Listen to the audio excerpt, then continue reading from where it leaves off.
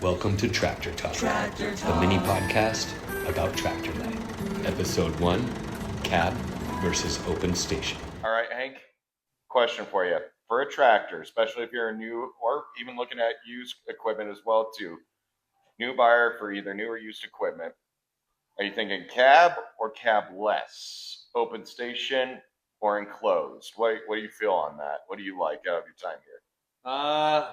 Probably gonna have to go with cab. Okay, what are you thinking that for?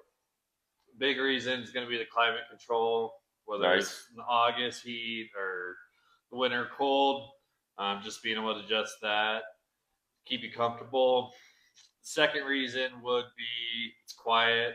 If you're running the brush hog or running other equipment off of the back, it just keeps everything quiet inside the cab. Mm-hmm. You can hear your own thoughts.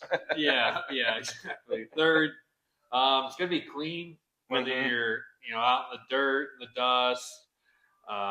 It's windy, it's bugs. It just keeps you separated from the elements outside. I've told customers this before.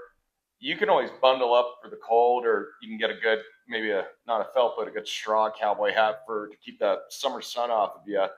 But the wind and dust when you're doing chores, it finds, a sleeve, a collar, gets underneath your glasses, into your eyes sometimes. Yeah. There's nothing worse than being uncomfortable when you're doing chores. It's draining. It is draining on an already draining activity. Yeah.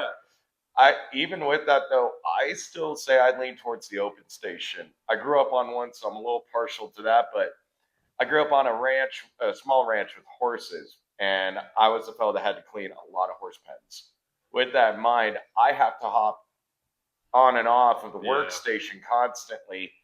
And when you have a cab enclosure, that makes that more difficult. Or when you're trying to squeeze into the corrals, unless you have a really big corral, that gets a little tight fitting sometimes.